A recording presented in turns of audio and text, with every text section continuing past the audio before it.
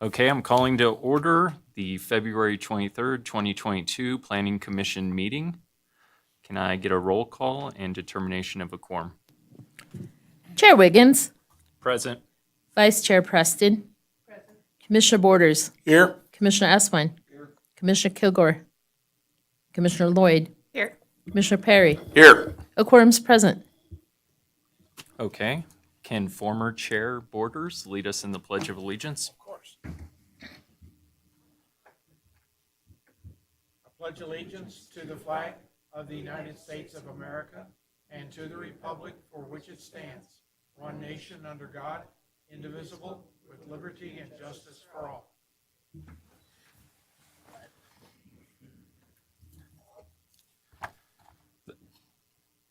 Members of the public are invited to address the commission at this time and comment on any matter that is relevant to or within the authority of the Planning Commission, including any matter that is not specifically included on the agenda as an action item.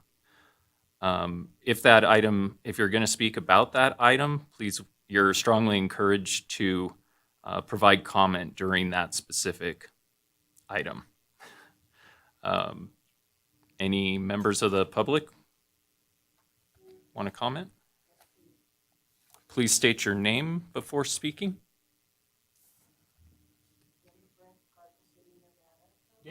Press the button, please. Oh, okay. Denny French, Carson City, Nevada, and I'd like to make a public service note. This is from the Nevada Appeal, Saturday, the 19th of February, A13. 3G shutdown will impact cell phones, security, and medical alert systems. My brother has a heart issue, and he wears a monitor or an active fibrillator type situation. And I've asked him to check with his doctor to make sure that that wouldn't be affected. And I urge everybody that has family members that has a security medical alert, if I've fallen and I can't get up, to make sure that it's not going to be shut down, because those systems will be. Some home security systems will be shut down as well. But it's referable through the paper, and then I'm sure you can do more research online. Thank you very much. And I'm sorry I didn't say hello, Chair. And commissioners, but thank you. Thank you. Any other further public comment? Okay, moving on to the next item. Possible action, approval of the minutes, January 26, 2022. Are there any amendments, or can I get a motion?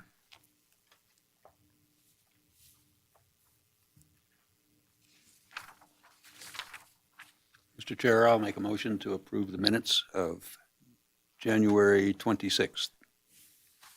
I'll second. All in favor, say aye. Aye. Motion passes.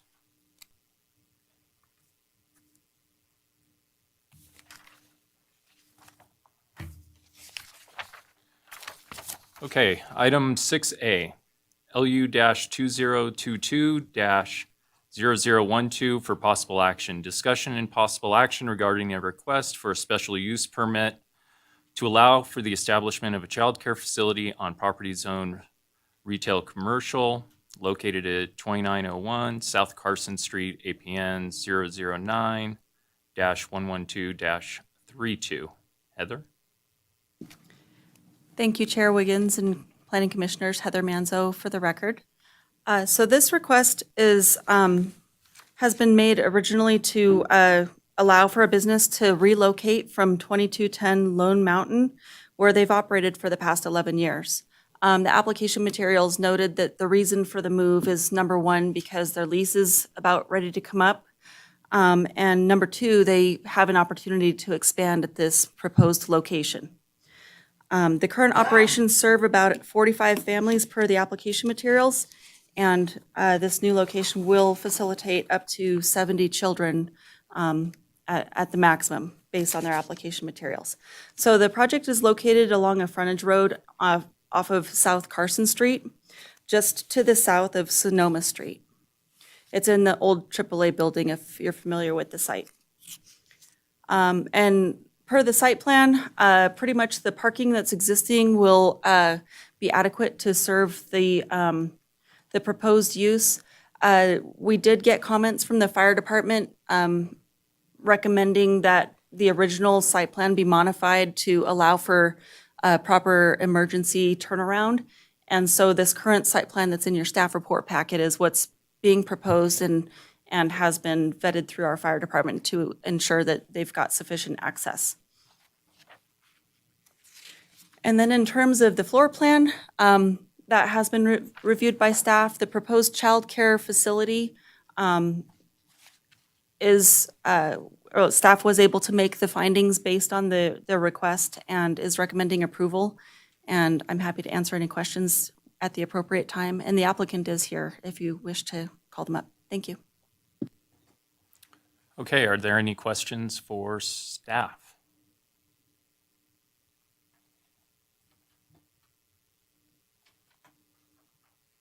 Well, I'll make up a question because I always like to ask Stephen questions.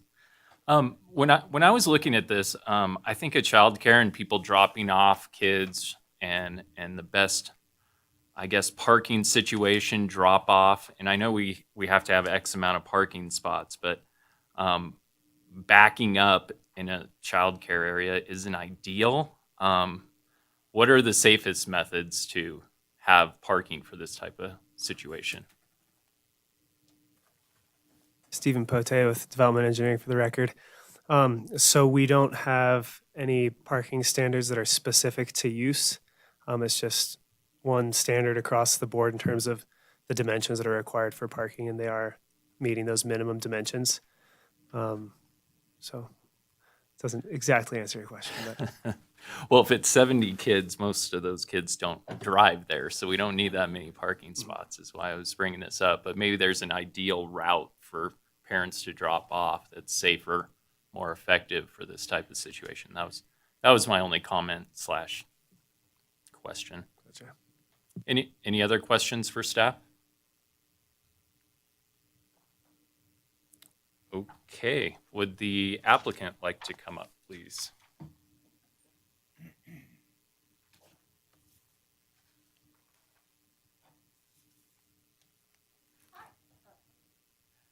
Keep pushing it or just, As soon as it's green. And there you go. okay. Hello. Hi. Have you read the conditions of approval? Yes, And you're agreeable? yes.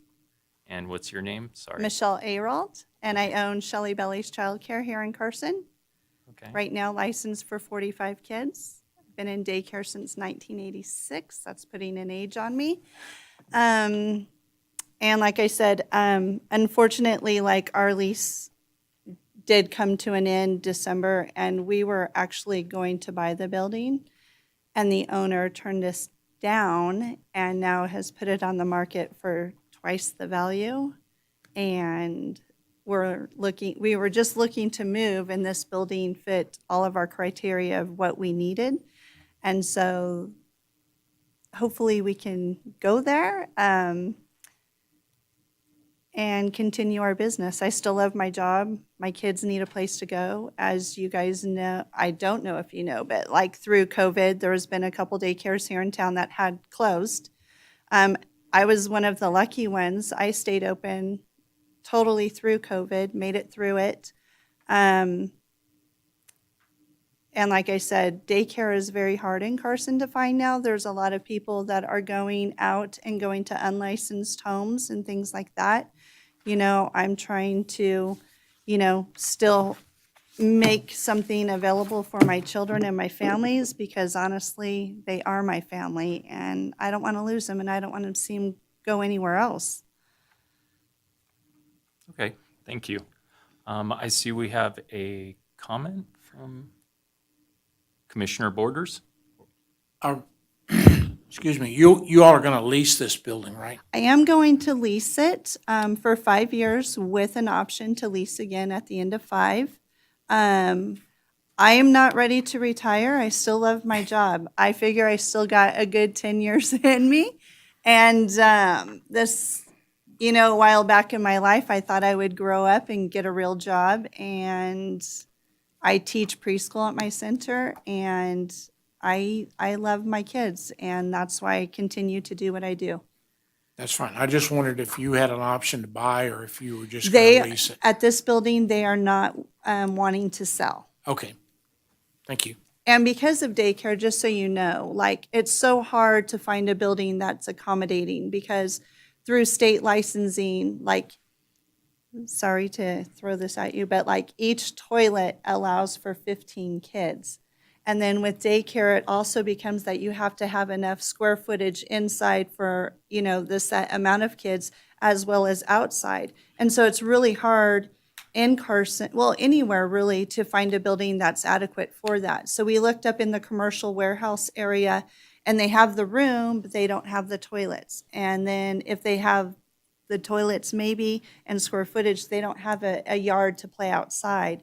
And so all of this building is like, when we walked in, it was like, yes, yes. And so that's where we're at. Okay. Thank you. We have another comment from, Michelle, thanks for what you do running daycare here because it is badly needed in this community.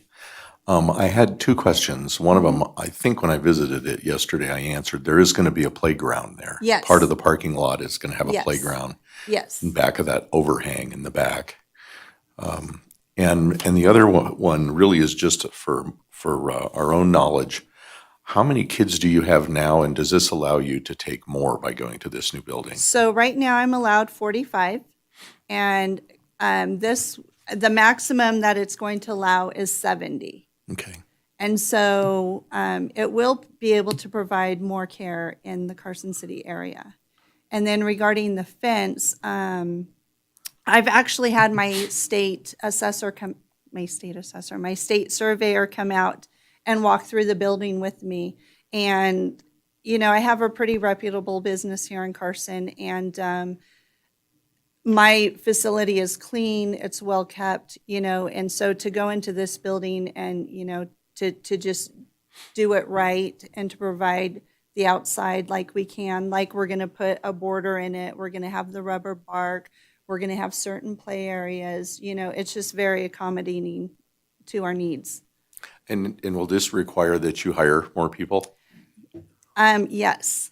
So my plan would be to get in the building, to paint it, to clean it, to get in there, and then have my facility move over, get used to the program, and the new room size and things like that, and then take kids accordingly. But yes, because it has to be staffed appropriately as well. We're required to do that. Thank you. That's a good news story to me. Thank you. I appreciate it. do we have any other questions for the applicant? Hi, Shelley. Hi. Hey, I just wanted to let you know that this is a wonderful use for this building. I've been in and out of it, and the tenant improvements you have to do are minimal, so this is a really good opportunity. And it is great to be bringing in daycare that has the additional playground, and I think it'll really help that south corridor, so thank you. I appreciate it. Thank you.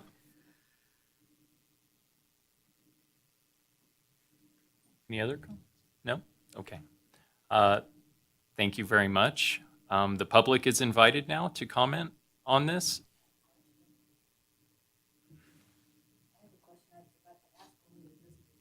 Do you want to come up officially or talk after? You could talk after the meeting too, or do you want an official statement, Denny? Well, I think the question just had been asked. Hi, Denny French, Carson City. Hello. Hello. I didn't think to ask what ages then do you go out of diapers or on, how are you going to relate? So I'm allowed to have 6 weeks old on up to, my oldest right now is in the 4th grade. And so my youngest right now is 5 months. And again, my oldest is in the 4th grade. Thank you very much. Oh, I'm sorry. I can talk to you about this later. Thank you. Thank you. Thank you. Any other public comment at this time? All right, there's a lot of champions. It's probably time to do a motion. Anyone? Yes, Mr. Chair, I'll make a motion to approve the special use permit, case number LU 2022-0012, based on the ability to make the required findings and subject to the conditions of approval contained in the staff report. And I guess we failed to actually ask that. Are you in agreement with all the conditions in the staff report? Yes. Okay, thank you. Then my Thank you. motion stands. Oh, you did, sorry. Can I get a second? I'll second. This is Sina. I'll second. Okay, all in favor, say aye. Aye. Any nays? Motion passes. Thank you very much. Thanks.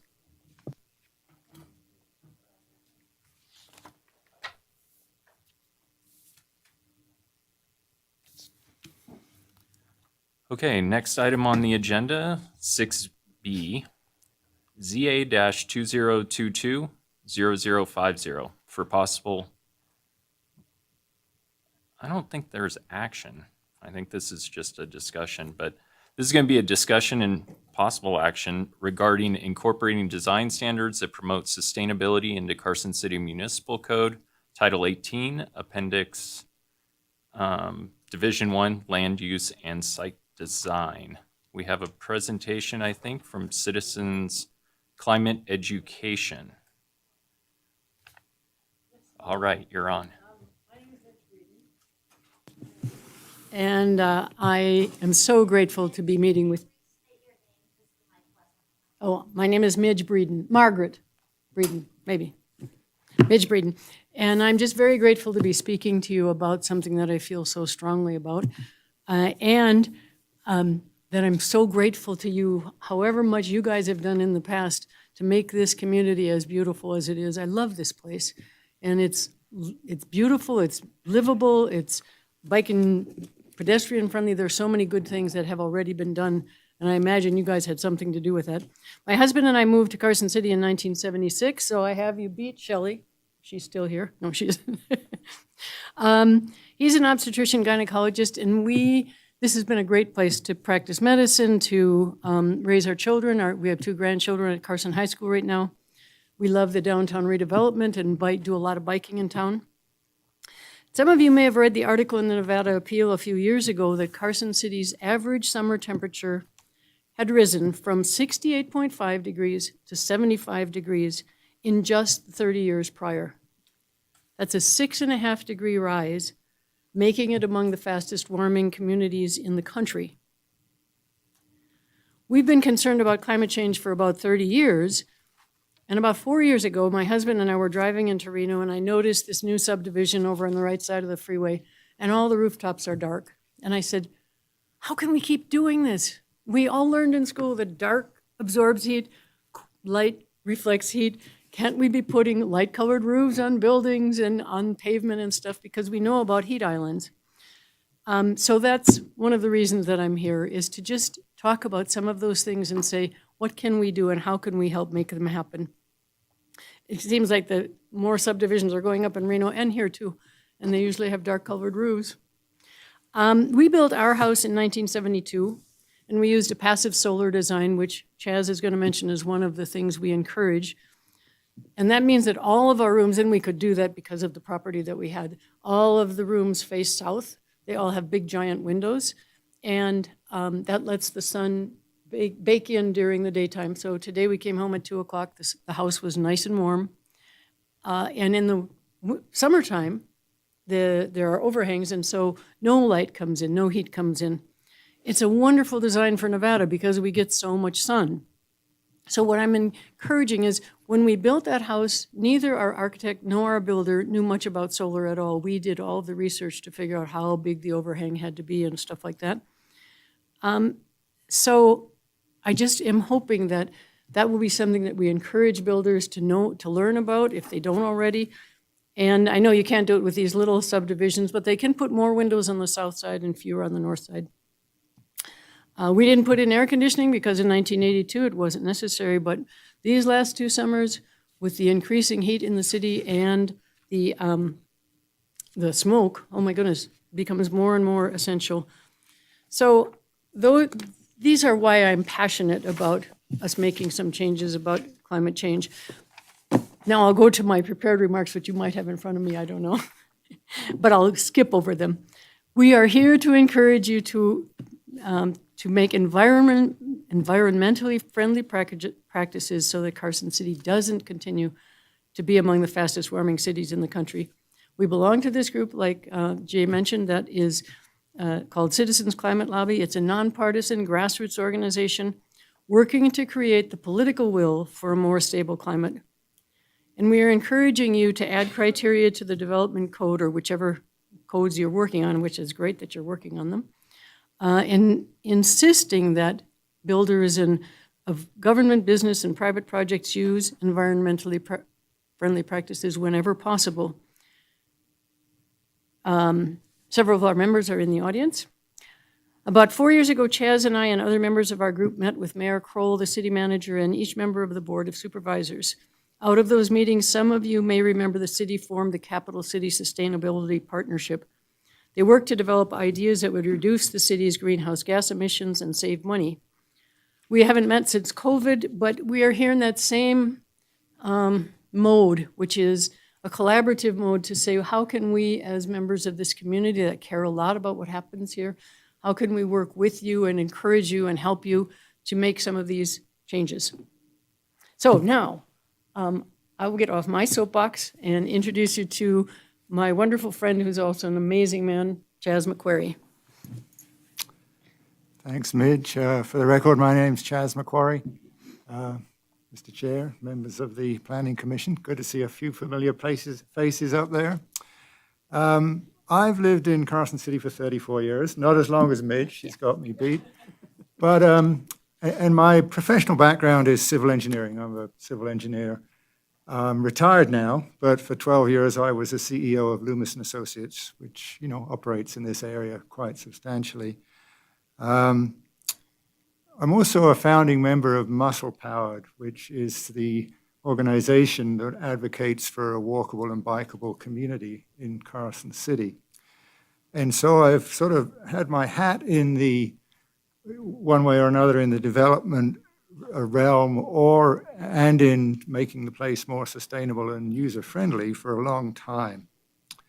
So we have a number of suggestions that we'd like to put before you today, and sort of as a starting point, really, because a lot of the things we're going to talk about fairly briefly here are going to need to be sort of looked at in more depth if the city sees its way forward to actually adopt some of the things that we're going to suggest. I'm going to start off with site development and sort of segue roughly into buildings. And I know you guys don't deal with buildings in particular, but maybe you could make a recommendation of who we should talk to at the city to talk about buildings. And first off, I'd like to encourage the city to adopt the LEED neighborhood development guidelines / standards. I think most people are familiar with LEED for buildings. LEED is leadership in energy and environmental design. Buildings can get certain ratings for their energy efficiency, essentially. But it's done on a building by building private sort of mode, right? The owner decides to do that, hires an architect who would know what to do to make it what they want.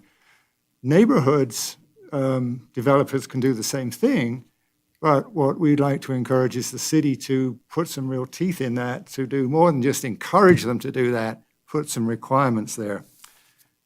LEED for neighborhood development looks like this. It's divided into three main sections: smart location and linkage, neighborhood pattern and design, and green infrastructure and buildings. And some of the things that are in here are just common sense. Some we do already in our code. I'm going to read the very first thing about smart location. And it says, the intent is to encourage development within and near existing communities and public transit infrastructure. Make sense? To encourage improvement and redevelopment of existing cities, suburbs, and towns, while limiting the expansion of the development footprint in the region. we tried to do that already, but I don't know if we have real teeth in that. To reduce vehicle trips and vehicle distance traveled, to reduce the incidence of obesity, heart disease, and hypertension by encouraging daily physical activity associated with walking and bicycling. So really good goals. And under that section, they go on to talk about floodplain avoidance. We do that. We have a floodplain ordinance. Access to quality transit, bicycle facilities, housing and jobs proximity, that sort of thing. There's more sections. I won't go into any more detail there. Under neighborhood pattern and design, they talk about walkable streets, compact development, connected and open communities. And I know you guys are clued into this stuff, but it just makes a lot more sense to have infill development wherever possible, right? Rather than spreading out, increasing our footprint, which just encourages more driving, basically. So they talk about mixed-use neighborhoods, housing types and affordability, access to recreation facilities, tree-lined and shaded streetscapes. And the thing about these standards is they have criteria whereby a developer might get points for these. But whether or not they get points, the sort of overall sort of design principles that they espouse just make common sense. And then we get on to green infrastructure and buildings.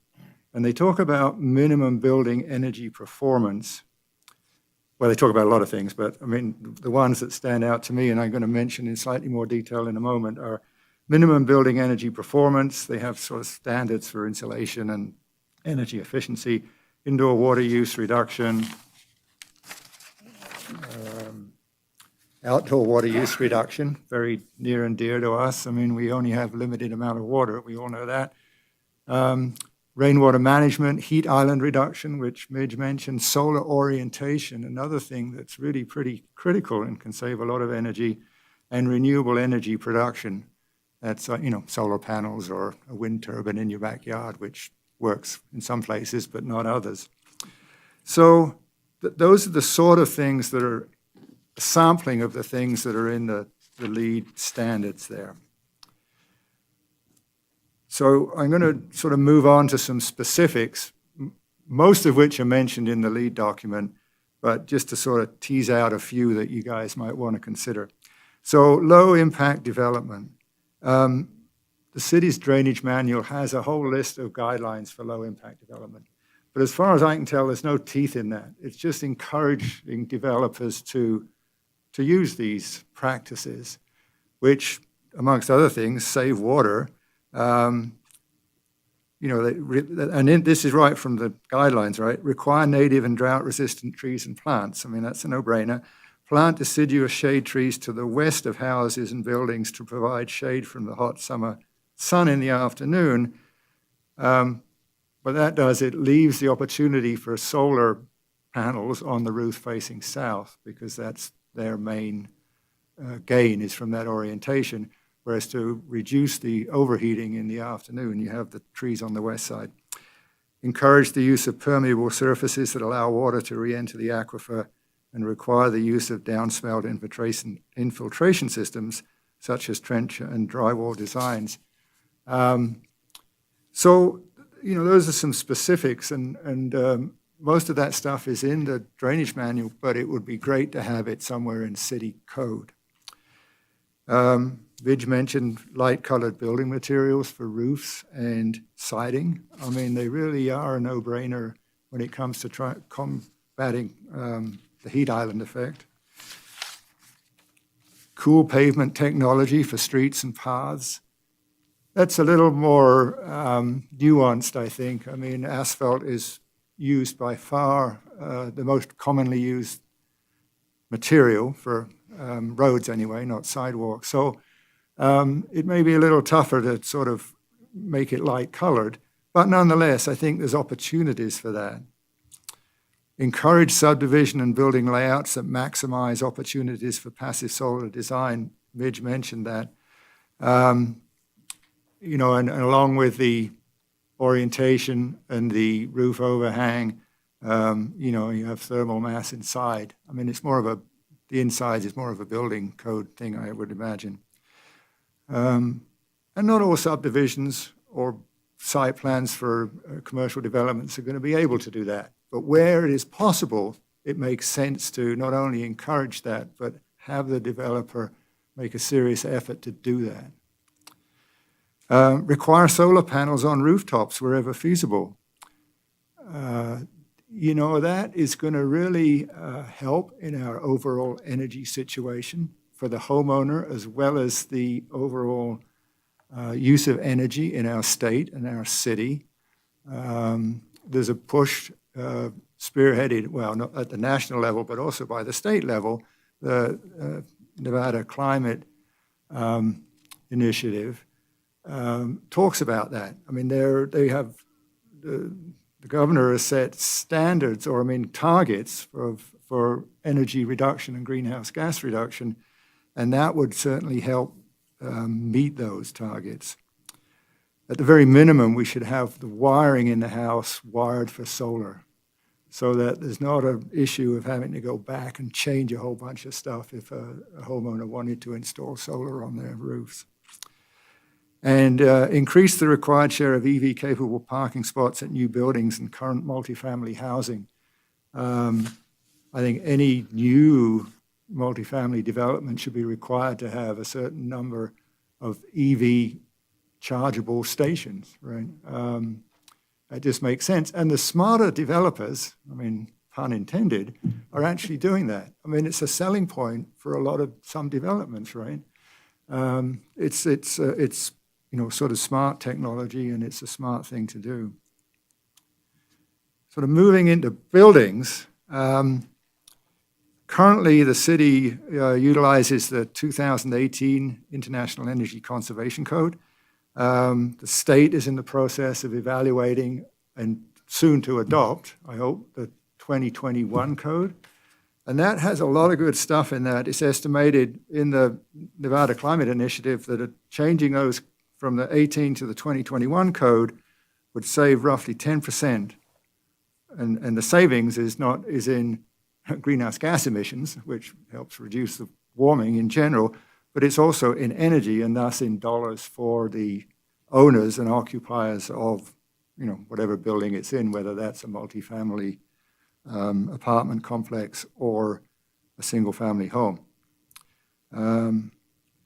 Increase the minimum building insulation requirements. That's actually in the 2021 IECC. For ceilings and walls, for example, currently the code is R49 for ceilings. It would go to R60. So again, you'd be saving homeowners bills, money on their heating and cooling bills for minimal initial cost. Require LED lights in homes, in new homes. That is just a no-brainer.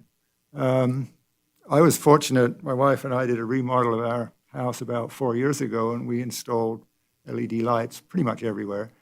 And, it's hard to tell exactly how much that saved us, but I know it saved us quite a bit. And we have not had to change one of them in 4 years. They last a long time.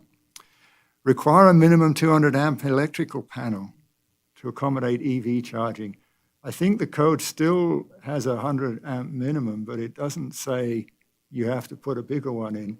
And if you want to prepare homes or buildings for infrastructure that saves energy, whether it's solar panels on your roof or whether it's charging your EV, then you pretty much need a 200 amp panel. So that's another suggestion.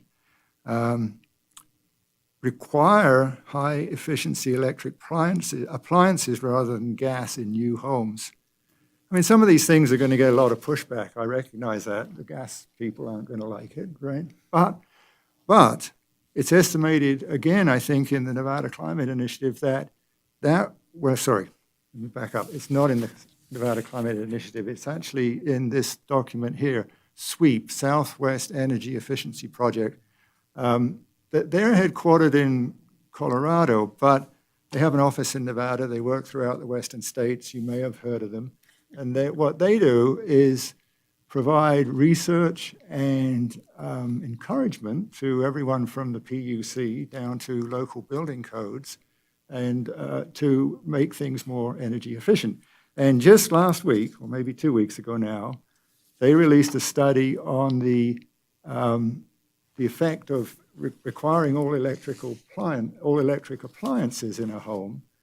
And this was in Colorado, but our climate is pretty similar here to much of Colorado. And they estimated that there would be either break even on installation cost or a slight reduction, and would save roughly 10% in energy use and thus cost each year for the ongoing. So again, you're saving homeowners money at the same time as you're reducing greenhouse gas emissions into the atmosphere.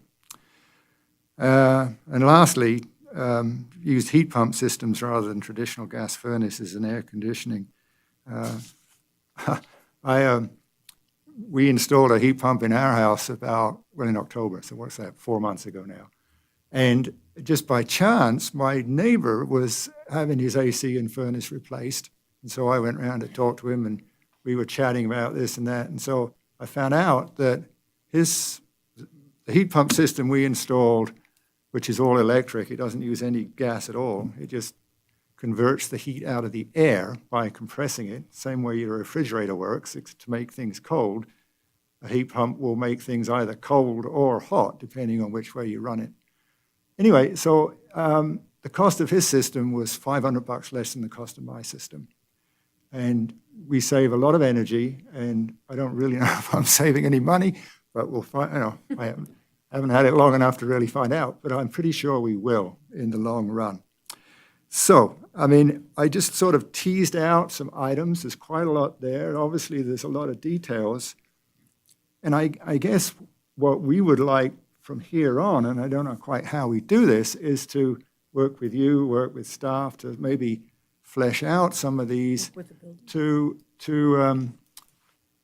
get them to be actual requirements. And that will improve the development sort of footprints within the city. It'll save energy for users of buildings that are built, and generally improve the climate in general. I'm done. Okay. Happy to take questions. Mr. Chair, if I Yeah. can speak procedurally. Hope Sullivan, Community Development Director. Midge and Chad, they came to see me a few months ago and talked to me about this, and then I ran into Midge at the State of the City address, and I thought, oh, you should come talk to the Planning Commission. So I thought, since we're doing the Title 18 update and given some of the items they wanted to bring to the city's attention, this was a good venue for that. I'll point out that Division 1 of the Development Standards addresses land use and site design. Now, what it does not do is it does not address single-family residential, which was sort of a focus of this talk today. Having said that, there is the opportunity to look at architecture and look at site design and see if there's interest in incorporating some of the design elements that they just outlined in the development standards. So we can have that conversation this evening and see to what extent the commission would like to pursue those ideas, and we can work on those with you. But I did want to point out that single family is exempt from the design standards. That gets a little tricky. Oh, and the other reason I wanted to schedule this is after the newspaper ran information about Anderson Ranch and I think it was the apartments on Lil Lane, Midge got in touch with me because she wanted to talk to the developers. And I thought to myself, well, that's too late. They're ready to break ground. They're done with their design. It's broken. So they weren't going to change everything at this point. And so I thought it was helpful also, even if some of these design elements aren't are not codified, there are still things that are interesting for the Planning Commission to have awareness of. So as you review projects, you can consider some of the information that the group has explained. So I would suggest that maybe you see if there's any public comment on this item, and then the commission can just identify what it is they'd like to explore more. Okay, before we do that, the question came up, this is mostly related to building codes and those sort of things. What's the mechanism for updating those? The building code is is updated by the city. There is a schedule. I can't speak specifically to the schedule right now, but what does happen is the different communities in northern Nevada work together, so we all have the same local amendments, so a builder doesn't have to figure out what they need to do in Carson versus Washoe County, and so on and so forth. So we can certainly pass this information on to the building official. But I think it's still good for you all to sort of identify what you've picked up on that you'd like to see incorporated, whether it's building related or more in your realm. And if it's building related, I'm happy to pass it along to the building official. Thank you. Is there any public comment on this topic?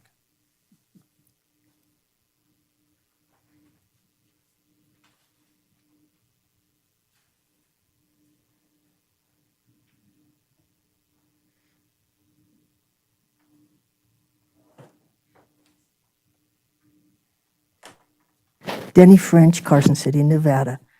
And oh my gosh, we just got some real diamonds here as far as experience and background knowledge and such. I'm sort of like the piece of coal. I'm dittos on everything that you've recommended and suggested, and thank you so much for being here. Thank you, Hope, for encouraging such. I didn't want to say anything too harsh or jump into my own concerns early on, because I felt that earlier subject needed to have a light and airy sense about it and nothing sitting on people's guts. But it was sitting on mine a little bit. The appeal is one of my go-to, just what's up.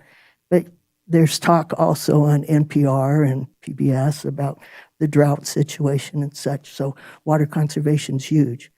One of my bigger concerns right now is electromagnetic pulses that are coming from our towers, our communication systems, our household wiring, our computers, our telephones. And we are sort of crowding out animals through that. We're messing up their guidance systems. You think G5 messes with planes, it really messes with butterflies and bees and even trees. I just found out recently that birds guide themselves through the feathers. They're a little bit of a sensory situation, so they know north and south.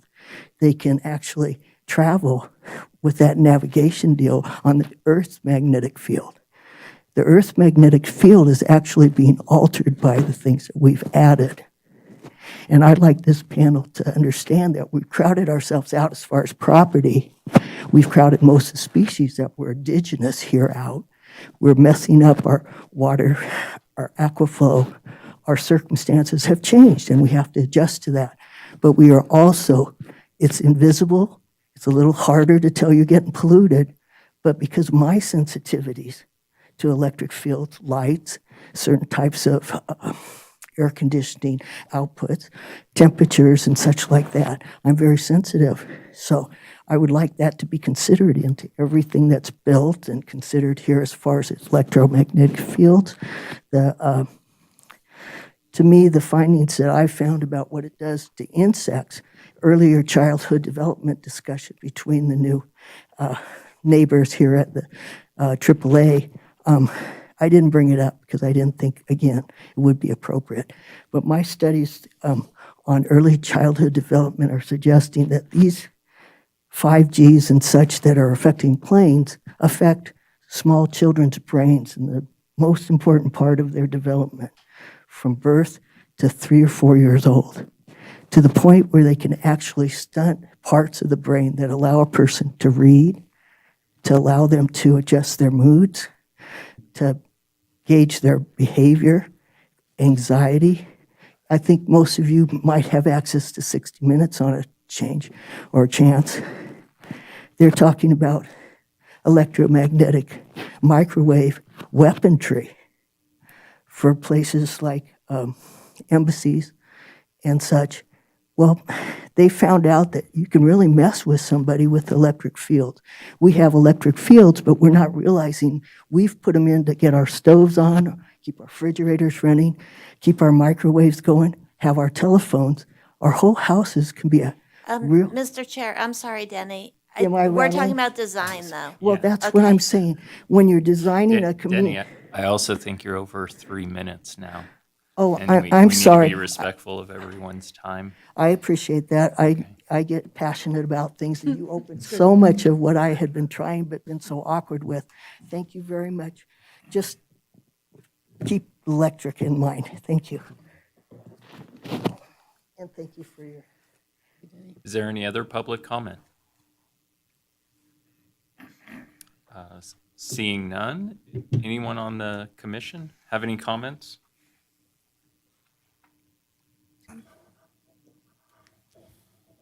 Commissioner Perry? I had a feeling you would. Thank you, thank you. These things always, and thank you for bringing this forward. These things always jar, some of the things that are interlinked here, because I was trying to go through the list here of some of the things that you had suggested and try to figure out where do these kinds of things belong, right? And as you know, we're updating Title 18 right now, which is the zoning and planning, and some components of that do deal with trees and being a bee city USA and things to that effect, and certainly development of land and promotion of infill and so forth. Some of the components are in the master plan, which is, as I understand, something that the city supervisors have said they want to update in the next couple of years. Is that correct, Hope? Yes. Right, which would include some of these, and some of them are in Title 15, which are in the building code. So, and then I actually went back and reviewed NRS 278, which is planning and zoning. It's the overarching statute from the state that enables planning commissions and all the things that we do. And I'm not quite sure where I see any of these in there, but that's maybe more of a legal question to see, are there requirements? And there's probably more in there than I realized, but 278 has some components of those things and is the enabling document. So when I think about, okay, from a priority standpoint, what to look at, Title 18 is in the midst of being updated right now. So which components of what you've suggested here would be appropriate to look at for the update of Title 18? And I don't have the answer to that question right now because it's kind of complex. But are we in the midst? I mean, we've done a draft, and that draft has been submitted to the city supervisors, and they've reviewed it once, but it's not yet approved, right? That is correct. The board looked at it to provide comment, and I need to make those edits based on the board's input, give that to the DA's office so they can start codifying it and start bringing new chapters to you. So it's still open. Okay, so there could be potentially some changes in there if we decided to do something, if we acted relatively quickly, basically, right? Yes.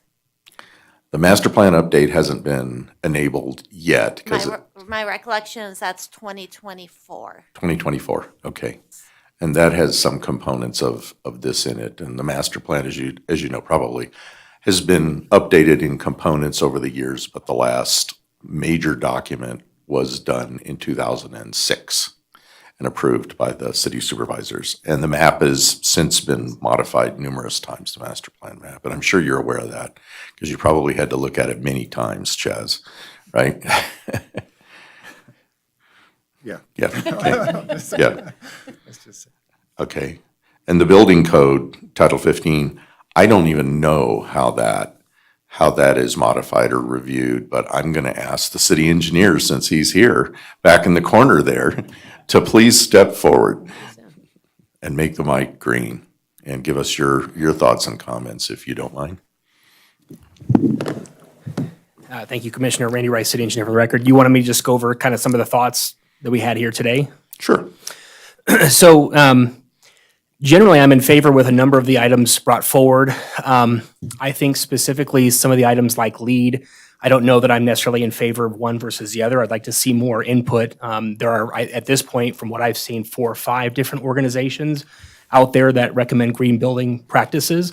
So I would want to look into that a little bit further and see what the industry common practices are from that regard.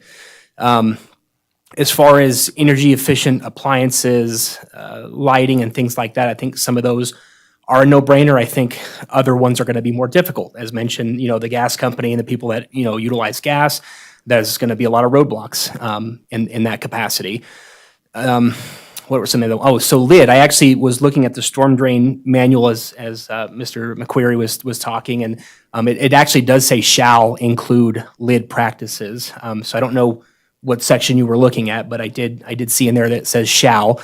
Now, there are instances where we can waive those requirements where the site it doesn't allow for those kind of improvements.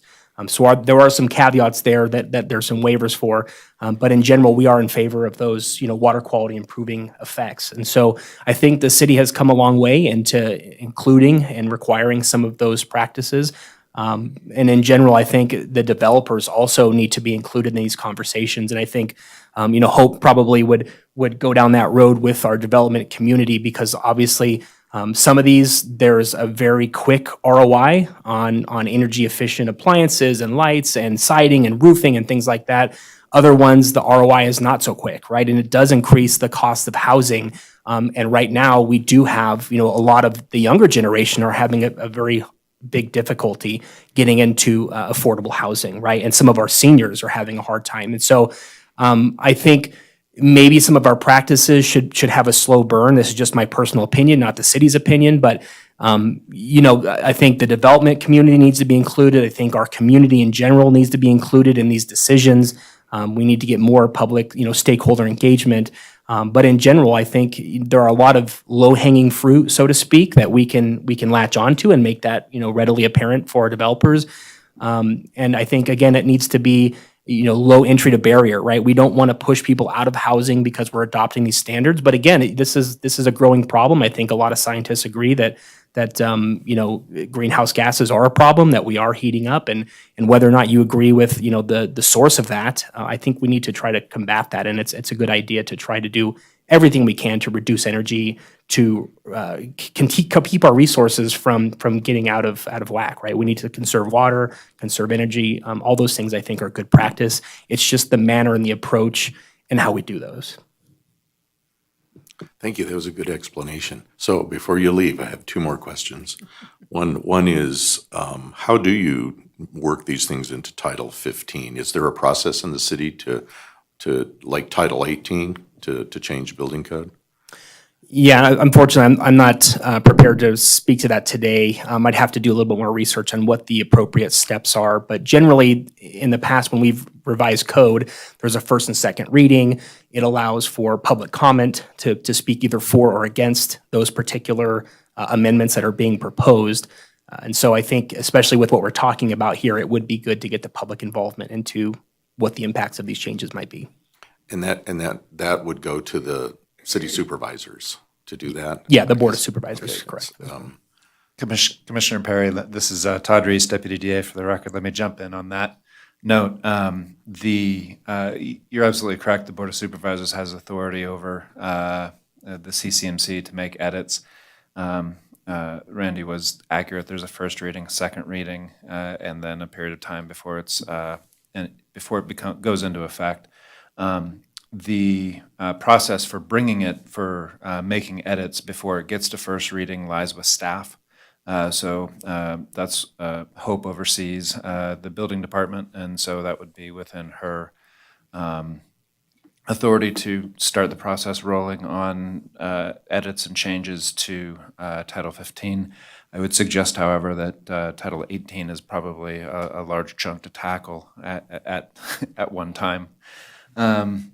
I also wanted to comment that the low-impact development standards are, Randy's correct, they are in the CCMC.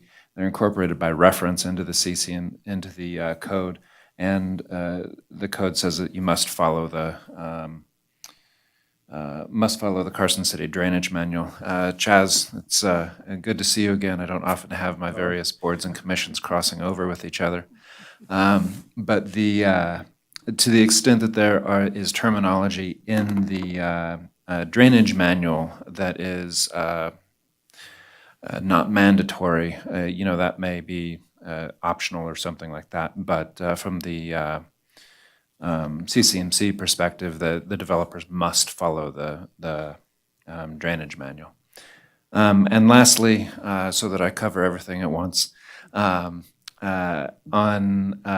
electromagnetic pulses, EMPs, in a large majority of situations, those are going to be federally addressed. I know, for example, for the 5G equipment, the city is mandated to accept certifications from the federal government that the equipment is safe and the safeguards are sufficient. And so the city has very little leeway, if any at all, to address that sort of stuff. Thank you. I recall that's FCC driven for communication towers and so forth, yeah. Yes, correct. So the city adopts an international, part of the International Building Code too, I can right? expand on that a little bit. Okay, so, and I'd really like to focus on Title 18, not Title 15, but I'll just give you this outline on Title 15 briefly. In Title 15, it references about 12 different documents. And what it says is the city is adopting chapters, let's say 2 through 14 of the 2018 International Building Code. Then you have the Property Maintenance Code, the Electrical Code, the Mechanical Code, so on and so forth. And it identifies exactly what portions of those codes the city is adopting. What the city tends to do is adopt the entire code minus the administration of the code. Then what Title 15 says is those 12 documents we just identified, those are the building code of Carson City. And here's how we're administering our building code. So in Title 15, it provides for the administration of the code, but the substance of the code is in all those other documents, which are called out in Title 15 and called the building code of Carson City. Title 15 is in our municipal code. The board's responsible for the municipal code, so any amendments to the municipal code go through the Board of Supervisors. Amendment of the code is through an ordinance, so first reading, second reading. If we go just quickly to the handout that the Citizens Climate Education provided, under site design, just a couple of really quick comments. When we look at neighborhood development guidelines and we start talking about infill development, pretty much that's all we look at here is infill development. I think that in large part, Carson City has developed in a way that we're doing exactly what the lead neighborhood development guidelines have requested or suggested in terms of having walkable communities where people can walk or bike to services safely. That's really been a priority. You all often are looking at roadway improvements that include a bike lane, that include a sidewalk. We will often explain that something's infill development. When it's not infill development, it tends not to go that smoothly, to be honest, because that's the master plan of the city. The master plan, if we remember, is to have a diverse, compact core surrounded by a green belt with a trail system and sidewalk system so everybody can access the green belt without having to drive there. So everything we do is according to that philosophy, and I feel like we're doing a really good job with that. In terms of the LID, and the city engineer just spoke to that a little bit, but I want to talk about procedurally how that worked, because Chaz said something about it being codified. It was actually removed from the code, you might remember, because what they wanted to do was adopt it by resolution and have a manual so it'd be easier to amend. And they wouldn't have to go through the process of amending the municipal code. But that's a very new document, so and it definitely focused on the LID ideas of infiltration and so on. In terms of light-colored buildings and light-colored roofing, you'll recall when you looked at Title 18, in Division 1, it talked about what did it say, neutral colors or earth tones or something, and we talked about that. So we're already talking about color in the development standards. So that's something that would be easy to put in. Let's see, the cool pavement technology, we can certainly look at that. We have requirements for impervious surfaces. So we can look at if there's opportunity for other types of hardscape, if you will. On the solar for the rooftop, we can certainly look at that. I know when I met with Midge and Chaz, they talked about the orientation of buildings to take advantage of passive solar. Those are things that are not in the code right now. That could certainly be incorporated along with the color. We have our landscaping standards. We have our parking standards that could include plug-in areas for electric vehicles. We don't have that requirement right now. So, I mean, there's a lot here where we have sort of the framework to incorporate that. So I guess I just wanted to expand a little bit for the benefit of the commission. Thank you. Thank you, Hope. Commissioner Perry? Thank you, Hope. That's the explanations between yourself and the city engineer help, because I know there's components of this in several different areas, and from the standpoint of what are we doing right now, it's Title 18. I absolutely agree with you on that, and that, you know, if we were to move forward with this, would be an exercise whereby the city staff would, I guess, work with the Climate Action Committee to look and see which one of these are feasible. I mean, I'm trying to think ahead here, just in case. I think they've identified sort of a menu of items, let's just say, without expanding really deep on them. And I'd like the commission to advise what items on this menu are of interest to you, because I think I'm really looking for some guidance on what looks good, if we stay with my menu analogy. Thank you. Let's see, Commissioner Lloyd, you're next. Thank you. Commissioner Lloyd, for the record. Under site development, item 7, which is increasing EV-capable parking spots, it says, what is the recommended amount per resident or apartment for multifamily? I don't know, but I can certainly find out. Thank you, because I do want to just state, I think it was 2 meetings ago, and it was the apartments going on the VNT land. They had mentioned that there were going to be a few EV parking spots, and I had asked, and they said 3 to 5, and I think that 3 to 5 for 200 units is low. Yeah. So just throwing that out there. Commissioner Eswine? Thank you. I just wanted to say thanks to Citizens Climate Education for doing this. I have been pushing for a number of years of my tenure here for some of these specific changes, or at least looking at the potential for changing our code to allow for more energy efficient and environmentally sensitive options.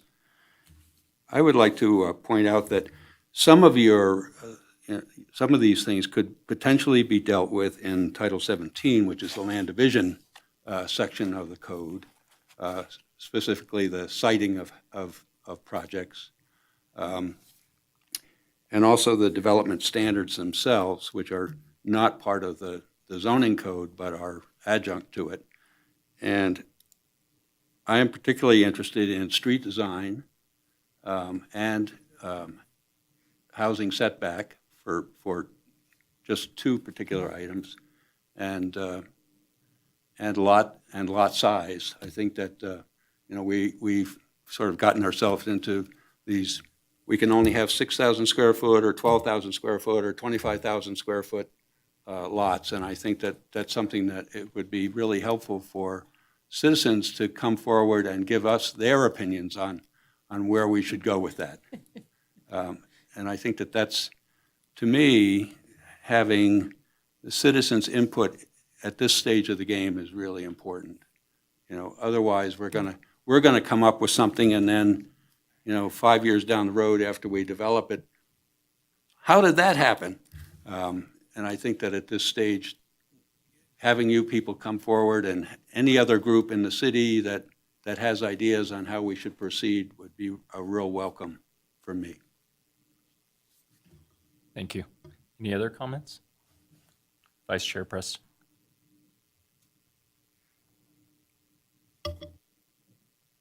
Hate this thing. Okay. Thank you very much for coming. one of my main concerns is that anytime somebody wants to change and make requirements, I really appreciate staff bringing into the fact that right now we're having a problem as far as affordable housing, seniors, this type of thing. Had I not just this week actually priced out Tesla chargers for private homes and solar systems, it's a very expensive upfront cost, and the return of investment is negligible. I definitely would like to have input from the builders community. I'd like to have input from the realtors. I'd like to have input from the affordable housing people, because these are costs that although when I first came back here to Carson, the first thing I wanted was a Mariah wind machine. I thought that was awesome. They wouldn't let me have it in Silver Oak because I have to have 65-foot setbacks, and I find out that it could also take off and impale my neighbors. So, I mean, some of these things are really cool sounding, but implementing them is a little bit different, and I think it's imperative we have the input from the community. But I actually had 2 passive solar houses. I had Russian fireplaces, so yes, I do understand this. So, thank you. Any other comments? Yes. Commissioner Borders? If I can make mine work, there we go. Thank you all for coming. I think one of the things that you all are trying to do, and I commend you for it, is your Capital City Sustainability Partnership is trying to get rebooted. And I think this is a good step. I think I would also encourage you as a group to get with the Builders Association or the developers and start some of these conversations before they come to Hope and to us, to see if there's some common ground among all of you. So that what package you put forward or that we try and consider has got some consensus to it, instead of just, this is my rice bowl and I don't like your rice bowl and we're all going to fight about it in the middle. I think it would be much more beneficial if everybody started to agree and have a discussion earlier. And I love the fact that we're trying to start the discussion again, because some of these things I think are important and we need to talk about them. But we need to talk about them, civilly and in a way that we can implement them in Carson City. And I know Hope is looking for some direction from us. I don't know that we've got any yet, other than there's some really good things in here.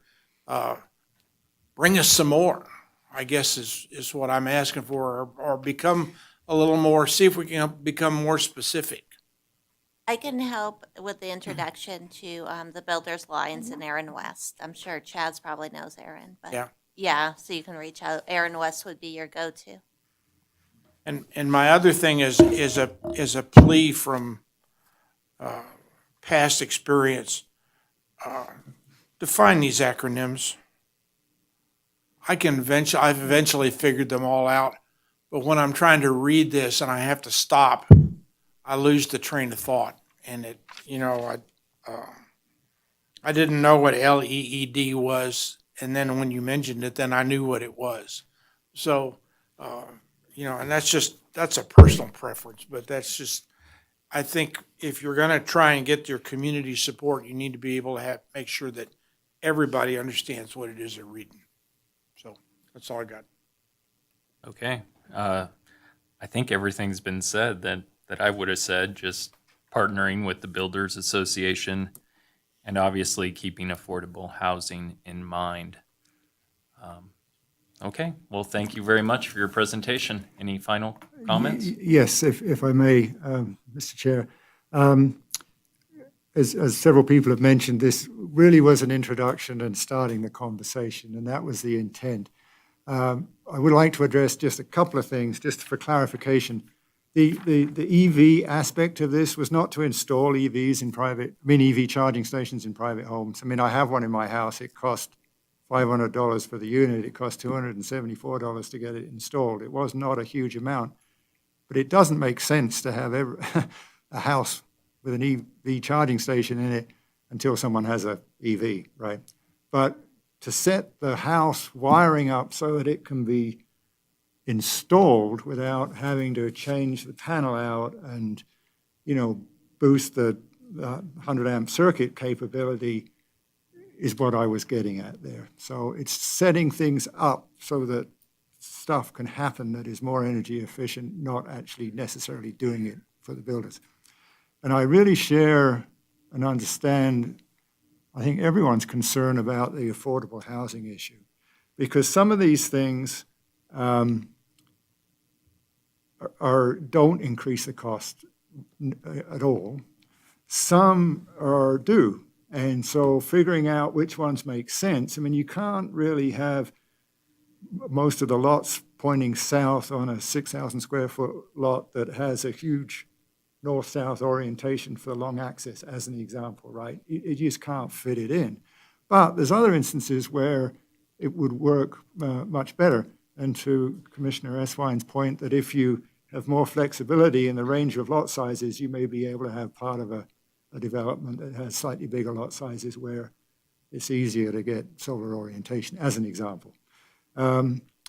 So again, we appreciate you listening to us, and we're looking forward to sort of carrying on the conversation as we move forward with this. And we will go and talk to Aaron West and the builders.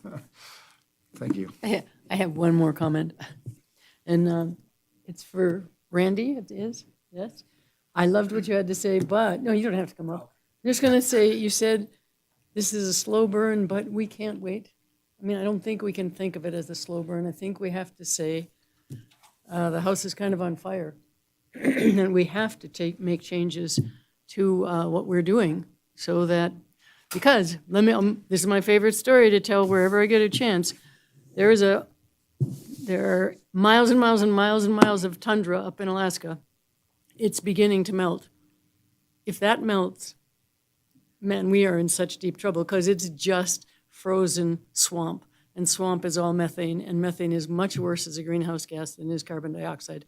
So we have to, I'm just encouraging you all to think of this as a much more urgent issue than slow burn.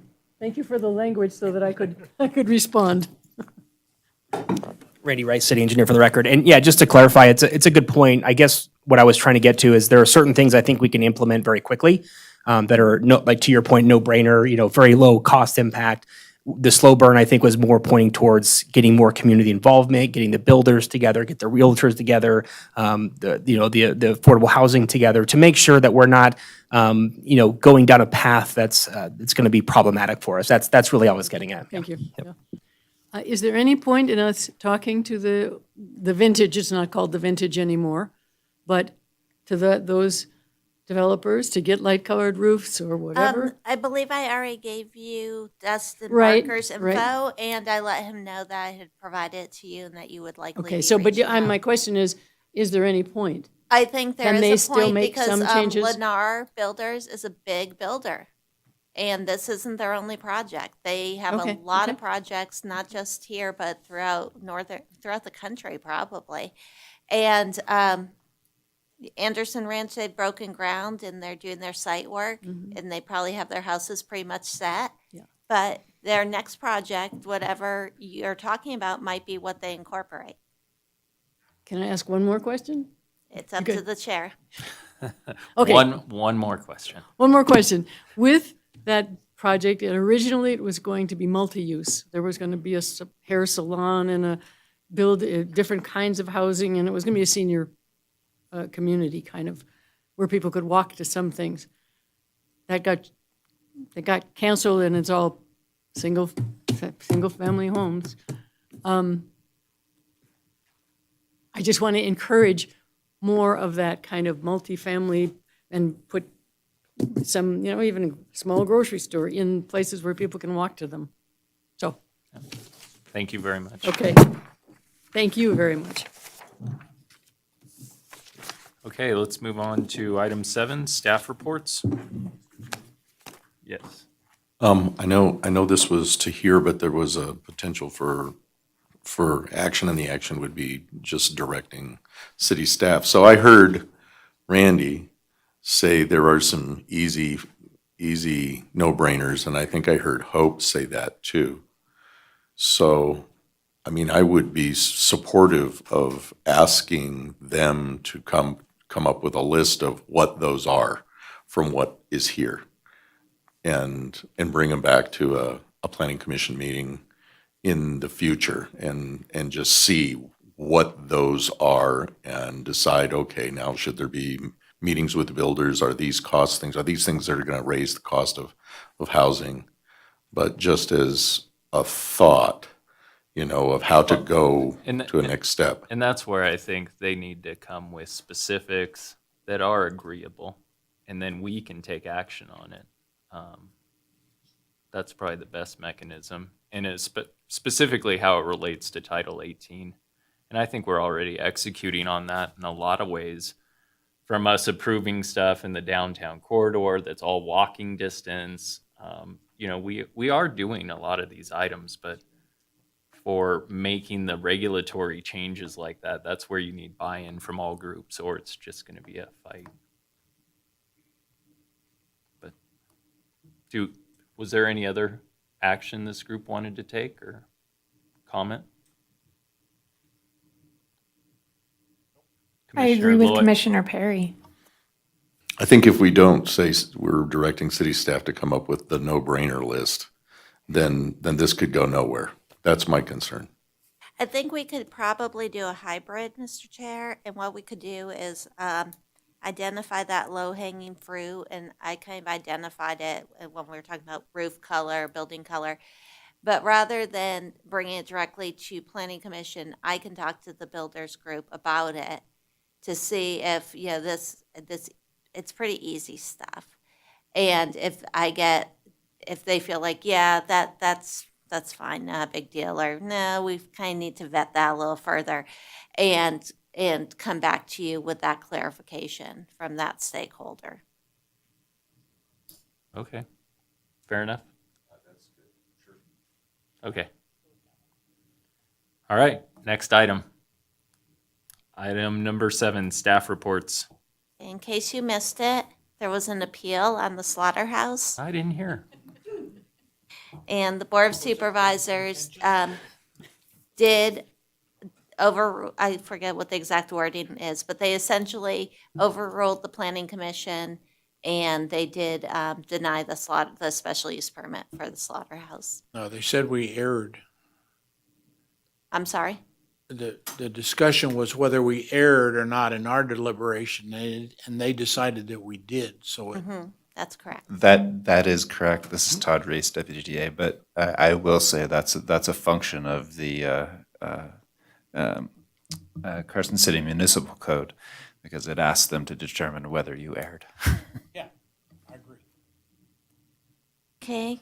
In terms of future meeting items, at your March meeting, which March is a long month. Heather and I were looking at it today. We're like, what? Why is it so long? It's the 5th Wednesday in March 30th.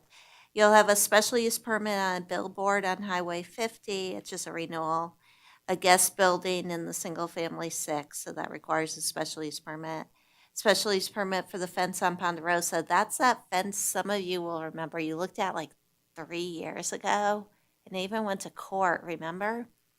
I think Dan Salerno was on the Planning Commission then. I'm looking at, remember that fence on Ponderosa? It was a really nice looking fence, and it was like masonry with metal on top of it. Yeah, exactly. Well, that property sold. There's a new owner. The court case is over. The city won the court case, and they are applying for a special use permit. Special use permit for a carport at the dispatch center, special use permit for the relocation of the weather tower at the airport, and a special use permit to modify the architectural elevations at Silvercrest condos. So those are over at 500 Roland. So again, down in the southeast corner of the city where they demolished that church. So they came in and their elevations are a little bit different. I also need to get moving on Title 18. So although there's a lot there for March, I feel like it's not necessarily stuff that's going to generate a lot of discussion. So I will try to pull together some Title 18 stuff for you. Okay? Thank you, Hope. Are there any commissioner comments, reports? Hearing none, we'll move on to item 8, public comment. The public is invited at this time to comment on and discuss any topic that is relevant to or within the authority of the Planning Commission, including any matter that is not specifically included on the agenda. Any final public comment? Seeing none, can I get a motion to adjourn? I move we adjourn. We're adjourned.